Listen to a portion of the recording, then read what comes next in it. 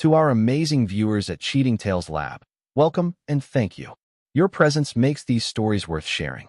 We'd love to hear, which part of the world are you joining us from? Let us know. Now, let's dive into today's story. Chapter 1. The Perfect Storm. Blake Morrison had built his life on precision and control.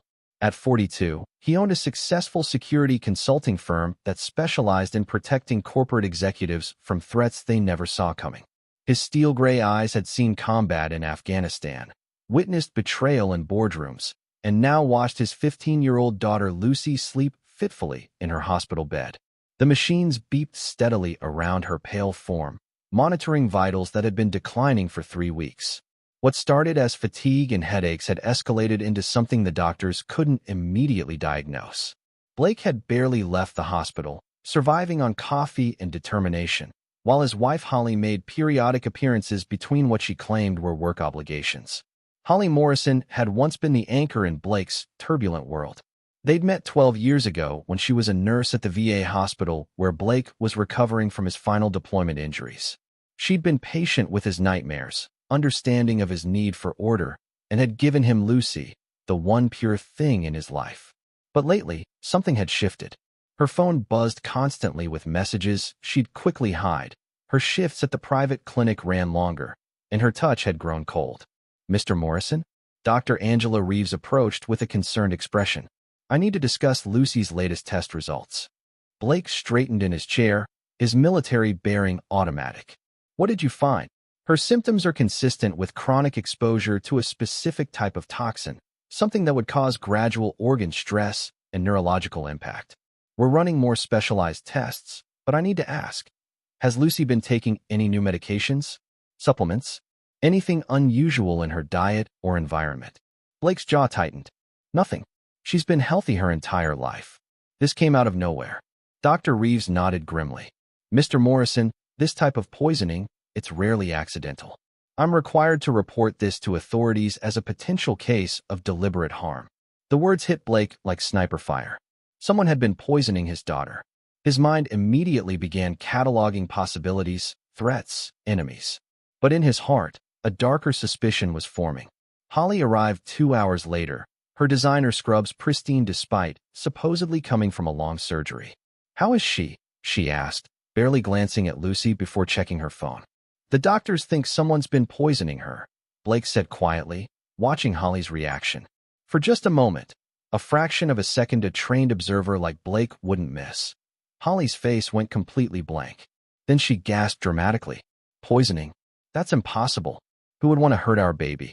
Blake said nothing, but filed away that micro-expression. In his line of work, he'd learned that the guilty always revealed themselves in that first unguarded moment. Chapter 2. The Ultimatum. 3 days later, Lucy's condition stabilized but remained critical. Blake had been maintaining a vigil, coordinating with both the medical team and the police investigation that was now underway.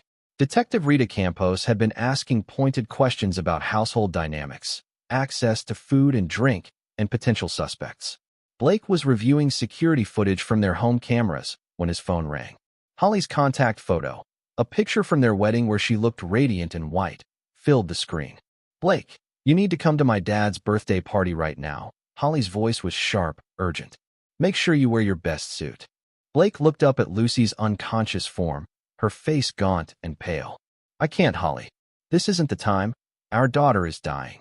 If you don't come, I'll take everything in the divorce." The line went dead. Blake stared at the phone, a cold fury building in his chest. His daughter was fighting for her life, and Holly was worried about a birthday party? Threatening divorce? He blocked her number and turned his attention back to Lucy. But as the evening progressed, pieces began clicking into place with terrible clarity. Blake pulled up the home security footage again, this time focusing on Holly's movements over the past month. He watched her preparing Lucy's breakfast smoothies, the ones she'd insisted would help Lucy maintain energy for her demanding school schedule. He watched her being unusually attentive to Lucy's vitamin regimen, personally handling all her supplements. Then Blake noticed something else in the footage, a man entering their house when Blake was at work.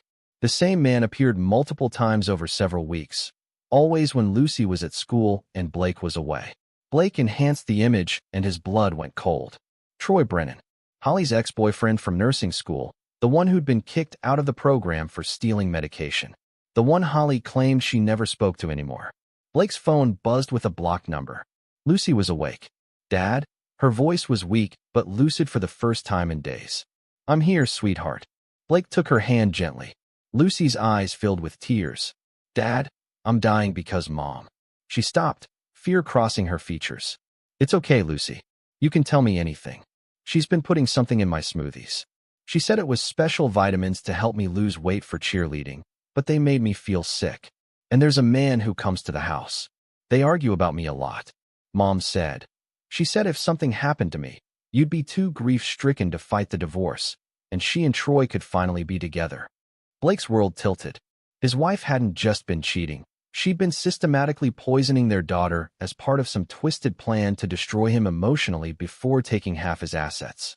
The coldness that had made Blake effective in combat, in business, in every challenge he'd faced, now crystallized into something far more dangerous. "Lucy, I need you to listen to me very carefully," Blake said, his voice deadly calm. "You're going to get better. I promise you that. And I'm going to make sure no one ever hurts you again." As Lucy drifted back to sleep, Blake began making calls.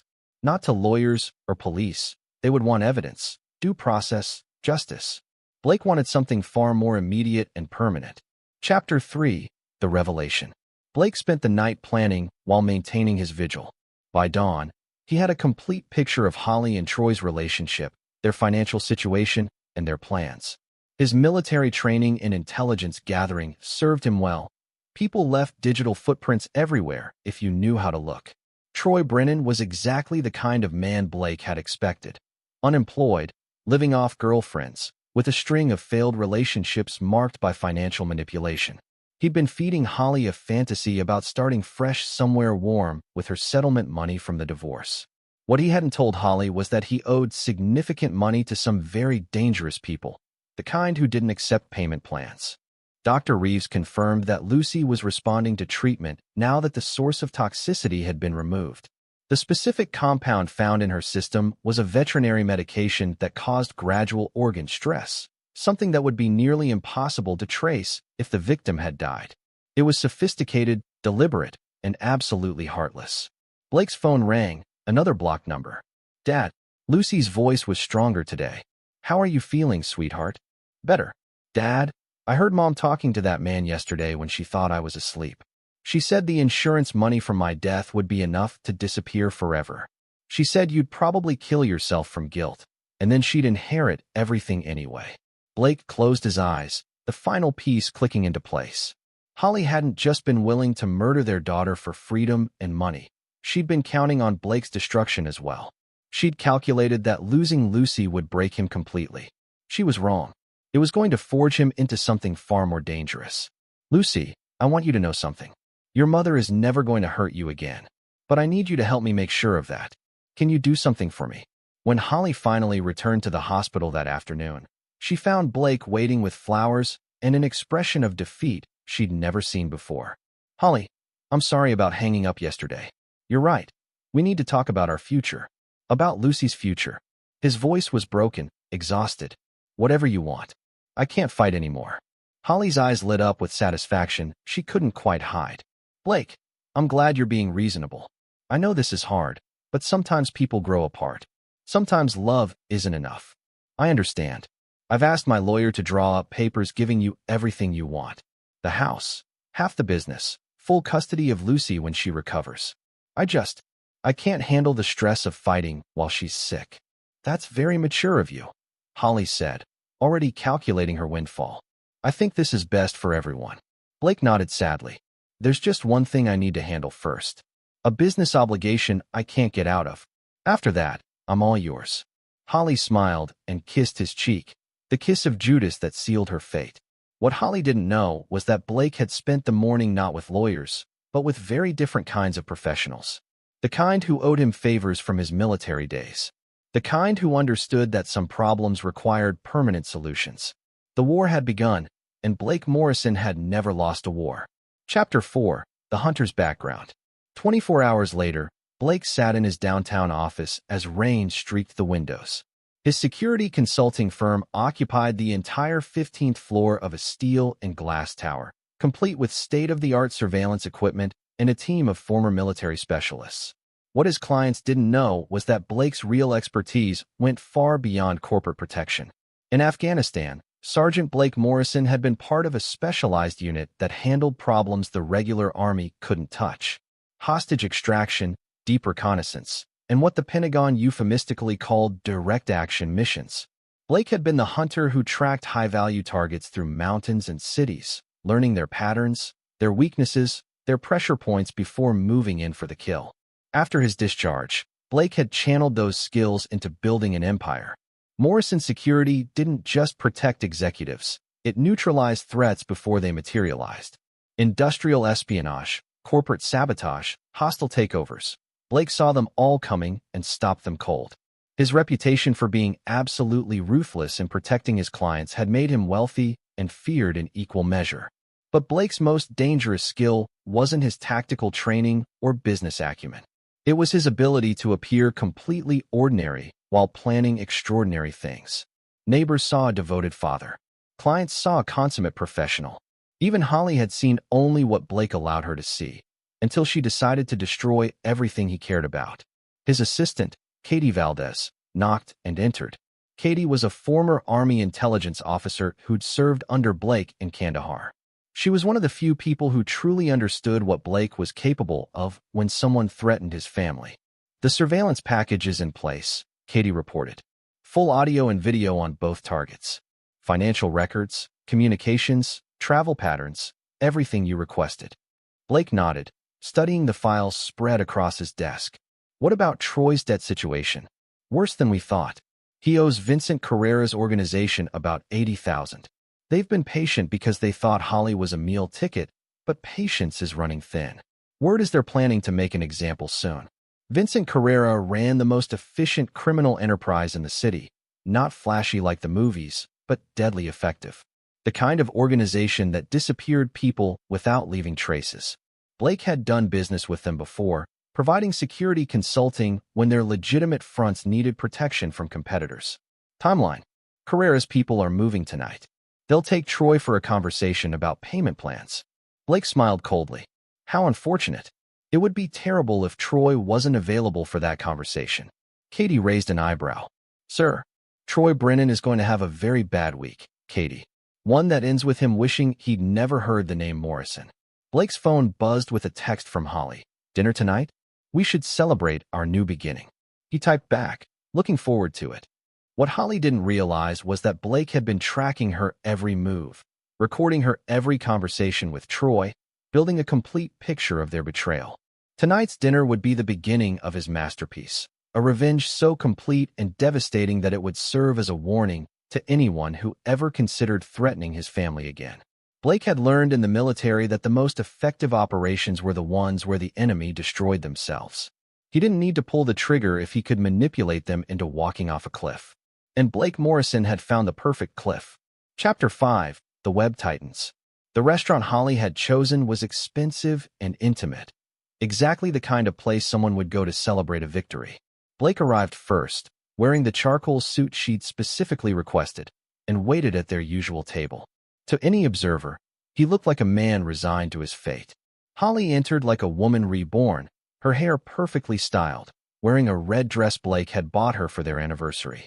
She kissed him warmly and sat down, practically glowing with satisfaction. "You look beautiful," Blake said, meaning it. Holly had always been stunning. It's what had first caught his attention years ago. It made her betrayal that much more bitter. "Thank you. I feel like we're finally being honest with each other," Holly said, ordering wine. "I know this is difficult, but I think we're doing the right thing." Blake nodded sadly. "I've been thinking about what you said, about growing apart. Maybe I was too focused on work, on providing for the family. Maybe I missed the signs that you needed something different." "Oh, Blake." Holly reached across the table, playing the part of the understanding ex-wife perfectly. "It's not about what you did wrong. Sometimes people just want different things. Like what Troy offers that I couldn't." Holly's hand froze on her wine glass. Blake had spoken so casually, so matter-of-factly, that it took her a moment to process what he'd said. What do you mean?" Blake pulled out his phone and showed her a photo. Troy entering their house 3 weeks ago while Lucy was at school. I mean your boyfriend, Holly. The one you've been planning our daughter's murder with. The color drained from Holly's face. Around them, the restaurant continued its elegant buzz, oblivious to the life-or-death conversation happening at table 12. Blake, I can explain. No need. I know about the veterinary medications. I know about Troy's gambling debts. I know about your plan to collect Lucy's life insurance, and my estate after grief drove me to suicide. Blake's voice remained conversational, almost friendly. What I want to know is this. Did you ever love her? Even a little? Holly's mouth opened and closed soundlessly. Finally, she whispered, how long have you known? Long enough to make sure you'll never hurt anyone again. Holly's eyes darted toward the restaurant exit, but Blake reached across and gently took her hand. To anyone watching, it looked romantic. In reality, his grip was like a steel trap. Don't even think about running, Holly. Right now, Troy is having a very interesting conversation with some associates of Vincent Carrera. It seems someone anonymously tipped them off about where to find him tonight. Someone also provided them with detailed financial records showing that Troy has been using their money to buy veterinary drugs and plan insurance fraud schemes. You're lying. Blake showed her his phone again. This time, it was a live video feed from Troy's apartment. 3 large men in suits were systematically destroying the place, while Troy cowered in the corner, bleeding from his nose. Vincent's people don't like being used, Holly. They especially don't like it when small-time criminals try to implicate them in child murder schemes. Troy's trying to explain that it was all your idea, but they're not very interested in his explanations. Holly stared at the screen in horror as one of the men grabbed Troy by the throat and began asking questions Blake couldn't hear but could easily imagine. What do you want? Holly whispered. Blake leaned back in his chair, completely relaxed. I want you to understand something very important. You tried to murder my daughter. You tried to destroy my life.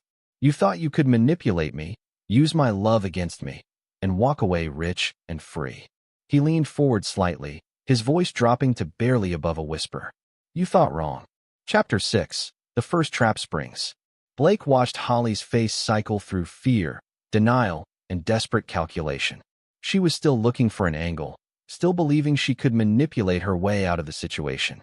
It was almost admirable, in a psychopathic way. Blake, please, she began, shifting into the voice she'd used when they first met, soft, vulnerable, caring. I made mistakes. Troy confused me, made me think things that weren't true. But I never wanted to hurt Lucy. You have to believe me. Actually, I don't. Blake signaled the waiter for the check. What I have is a recording of you telling Troy that watching me grieve would be delicious revenge for all the years you felt ignored. I have video of you researching life insurance policies on our daughter. I have documentation of every dose of poison you fed her. Holly's performance cracked. What do you want? Money? I'll disappear. You'll never see me again. Too late for that. You see, Holly, I've learned something interesting about revenge. The best kind isn't quick, it's thorough. It's the kind that keeps taking pieces until there's nothing left. Blake's phone buzzed with a text from Katie. Package delivered. He stood up and threw money on the table. Come on. There's something you need to see. I'm not going anywhere with you. Blake's smile was arctic. Holly, Troy's current situation is just the appetizer. What happens next depends entirely on how cooperative you are. You can come with me willingly, or I can have Vincent's people collect you instead. They're very good at their job. 20 minutes later, they were in Blake's car heading toward the warehouse district. Holly sat frozen in the passenger seat, her earlier confidence completely shattered. Where are we going? To see your boyfriend. The warehouse Blake pulled up to looked abandoned from the outside, but the security cameras tracking their approach told a different story. Inside, the building had been converted into something that looked like a cross between a medical facility and an interrogation room. Troy Brennan was strapped to a chair in the center of the main room, conscious but clearly wishing he wasn't. His face was a mess of bruises and cuts, and his left arm hung at an unnatural angle. Standing around him were 3 men Blake recognized from his business dealings with Carrera's organization. Mr. Morrison, the largest man, nodded respectfully. As requested, we've been having a conversation with Mr. Brennan about his recent activities. And what has he told you? Quite a lot, actually. About poisoning children, insurance fraud, murder conspiracies. Very disappointing behavior. The man's voice carried a slight accent and the kind of casual menace that came from years of professional violence. Troy looked up as Holly entered, his eyes pleading. Holly, tell them. Tell them it was all your idea. Tell them I just went along with it. Holly said nothing, staring at the scene in shock. Blake walked over to Troy, pulling up a chair to sit facing him. Troy, I want you to understand something. You helped my wife poison my daughter. You planned to profit from her death. That makes you the worst kind of parasite.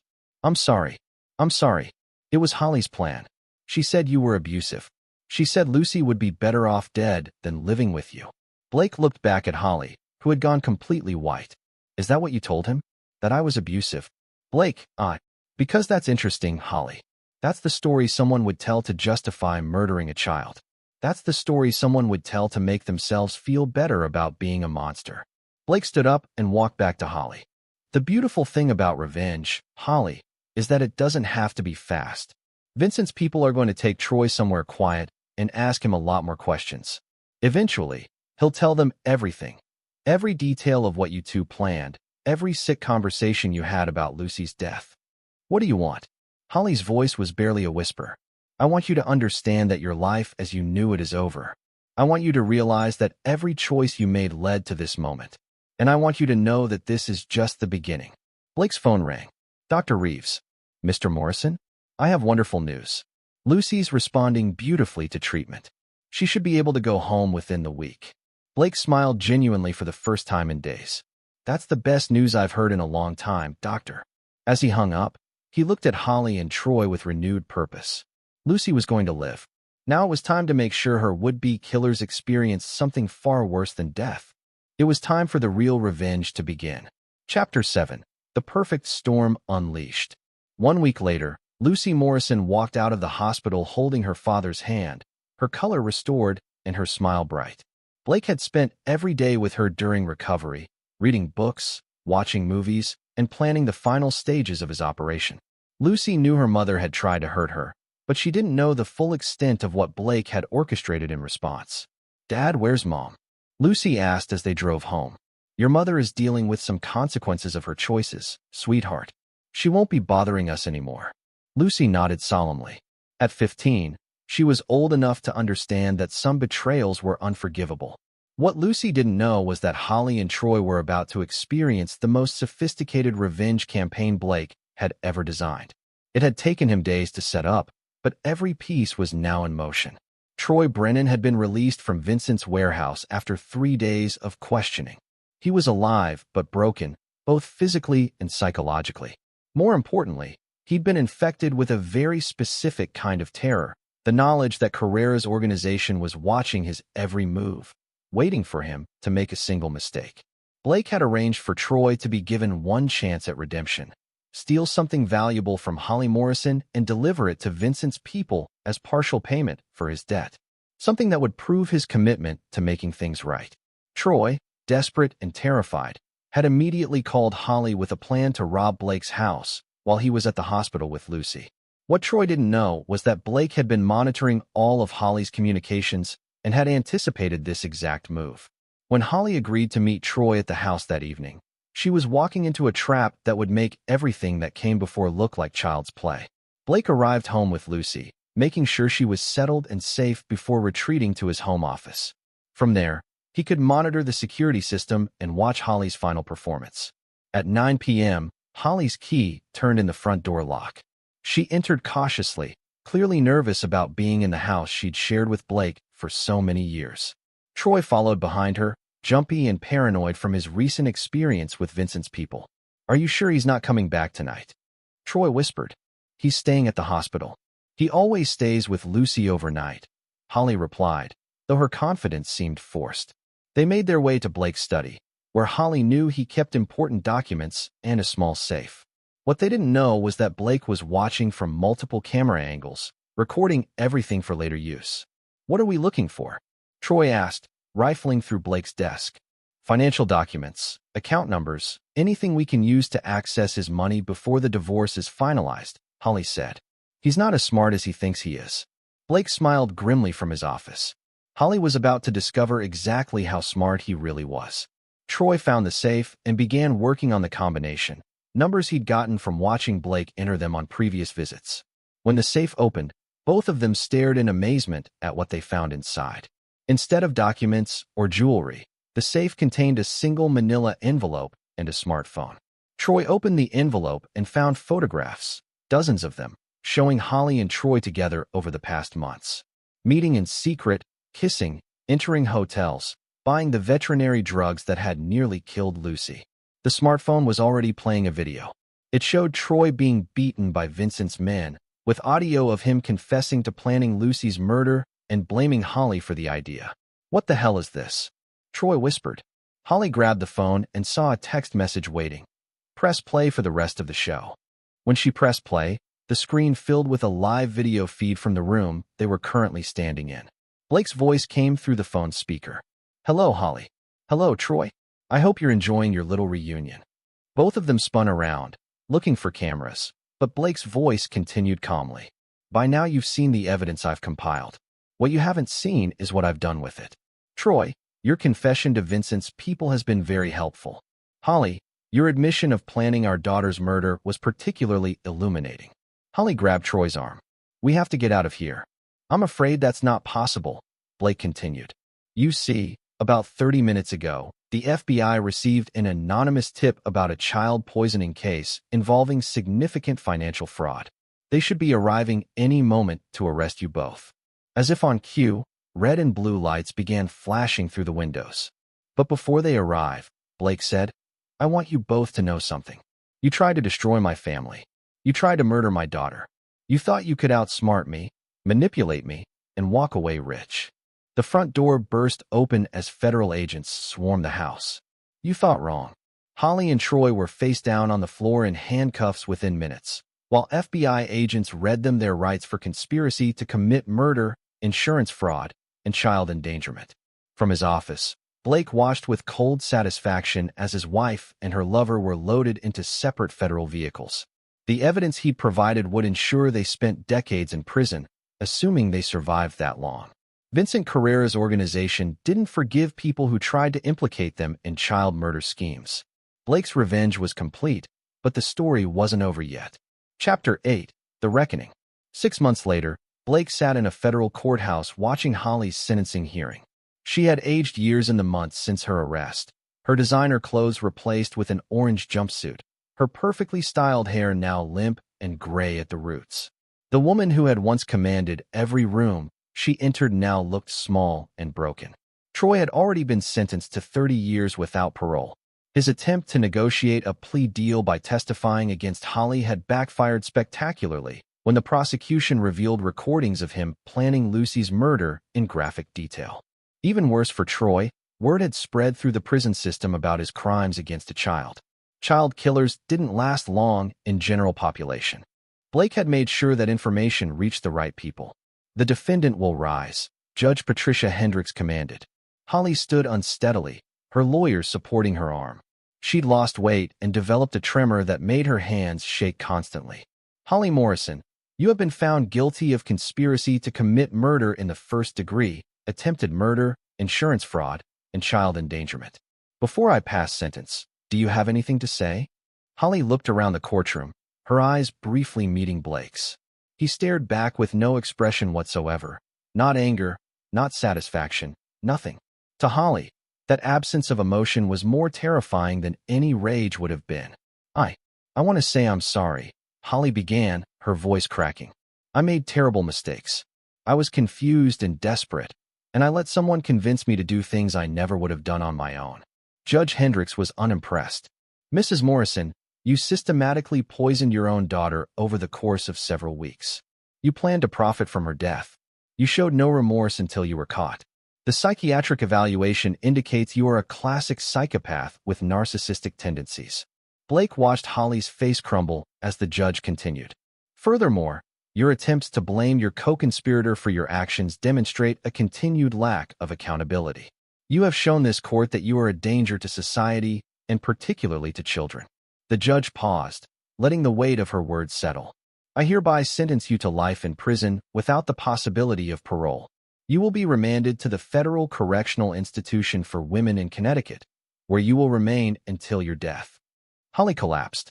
Her lawyer caught her as she fell, but the sound she made, a keening wail of complete despair, echoed through the courtroom. It was the sound of someone realizing their life was truly over. Blake felt nothing. No satisfaction, no vindication, no closure. Holly Morrison was simply a problem that had been solved, a threat that had been neutralized. He stood up and walked out of the courtroom without looking back. In the hallway, Detective Rita Campos was waiting. "Mr. Morrison, I wanted to thank you personally. Your evidence made this case airtight. Without your surveillance and documentation, they might have gotten away with it." Blake nodded. "My daughter deserved justice." "How is Lucy doing?" "She's thriving. She's back in school, back on the cheerleading squad, and she started seeing a therapist to help process everything. She's stronger than I expected." What Blake didn't mention was that Lucy had shown a disturbing lack of concern about her mother's fate. When Blake had told her about the sentencing, Lucy's only response had been, "Good. She tried to kill me. She deserves whatever happens to her." The apple, it seemed, hadn't fallen far from the tree. Detective Campos shook Blake's hand. "Take care of yourself. And take care of that girl." Blake drove home to find Lucy doing homework at the kitchen table where Holly used to prepare her poison smoothies. The room had been completely renovated since the arrest. New cabinets, new appliances, new everything. Blake couldn't bear to have any reminders of Holly's presence in their home. "How did it go?" Lucy asked without looking up from her calculus. "Your mother got life in prison.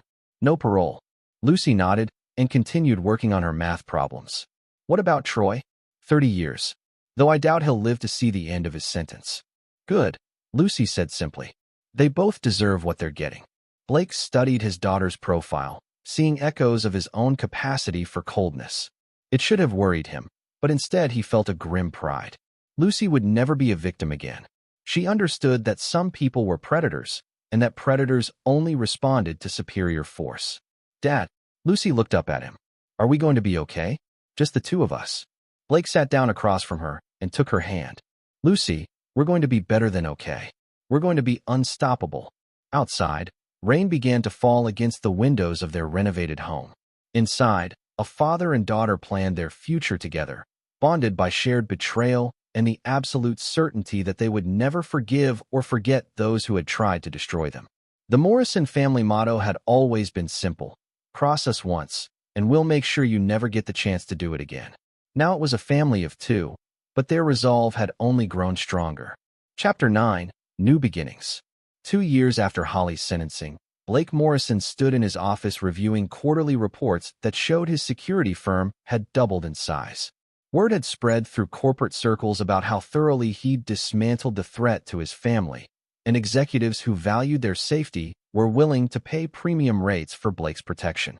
Lucy, now 17, entered his office carrying acceptance letters from 3 different universities.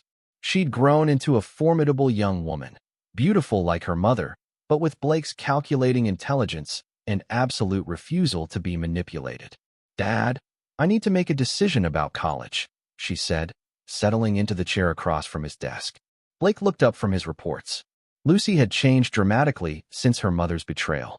Gone was any trace of the sweet, trusting girl she'd once been. In her place was someone who evaluated every relationship, every friendship, every interaction through the lens of potential threat assessment. "What are you thinking?" "I want to study criminology and psychology. I want to understand what makes people like Mom tick. And I want to learn how to stop them." Blake smiled. "Following in the family business?" "In a way. But I want to do it from the inside. FBI, maybe. Or CIA. Somewhere I can make sure people like her and Troy never hurt families like ours." It was exactly what Blake had hoped to hear. Lucy had inherited his tactical mind and his talent for reading people, but she'd also developed something even more valuable: a complete immunity to emotional manipulation. Blake's phone buzzed with a text from Katie. "Package delivered." Lucy noticed his expression change. "What is it?" "Just business. Nothing you need to worry about." What Blake didn't tell Lucy was that Troy Brennan had been found dead in his prison cell that morning. Officially, it was a suicide. The guards had discovered him hanging from a bedsheet noose with a note confessing his guilt and expressing remorse for his crimes. Unofficially, Vincent Carrera's organization had very long arms, and they didn't forget people who tried to implicate them in child murder schemes. The suicide note was remarkably well written for someone who'd barely graduated high school. Blake felt no satisfaction at Troy's death, just as he'd felt nothing at Holly's sentencing. They were simply problems that had been resolved, threats that had been neutralized. The world was a safer place without them. "Dad, there's something else," Lucy said. "I've been getting letters." "What kind of letters?" Lucy pulled out a stack of envelopes from her backpack. "From Mom. She's been writing me from prison, trying to convince me to visit her, trying to explain herself." Blake took the letters and quickly scanned them.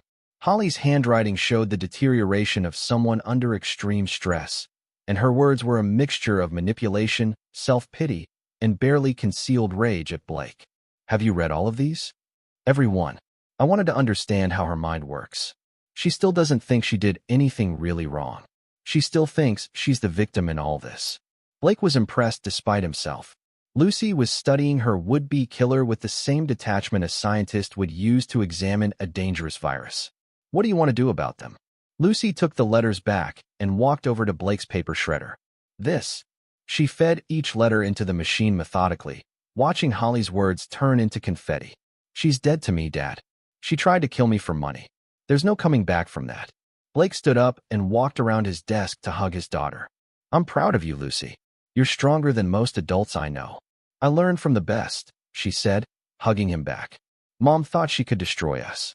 Instead, she just made us stronger." As evening fell over the city, Blake and Lucy had dinner at their kitchen table, the same table where Holly had once planned Lucy's murder. Now it was where a father and daughter planned their future together, unbreakable in their bond and absolutely ruthless toward anyone who threatened their family. Blake had gotten his revenge, but more importantly, he'd secured his daughter's future. Lucy would never again be vulnerable to predators like Holly and Troy. She'd learned the most valuable lesson Blake could teach her: that some people were irredeemably evil, and that showing mercy to such people was a luxury that could get you killed. Outside, the city hummed with 8 million lives, most of them unaware that 2 of its most dangerous residents were planning their next moves over homemade pasta and red wine. The Morrison family had been reduced to 2, but they'd emerged from their trial by fire stronger, smarter, and completely unforgiving of betrayal. And in a world full of predators, that was exactly how Blake wanted it. Some stories end with forgiveness and redemption. This one ended with justice and the absolute certainty that the Morrison name would never again be underestimated. Holly had tried to destroy them. Instead, she'd created something far more dangerous than she could have ever imagined. A father and daughter who would stop at nothing to protect each other, and who would never forget or forgive those who try to hurt their family. In Blake Morrison's world, revenge wasn't just a dish best served cold. It was a meal that lasted forever. This is where our story comes to an end. Share your thoughts in the comments section. Thanks for your time. If you enjoy this story, please subscribe to this channel. Click on the video you see on the screen, and I will see you there.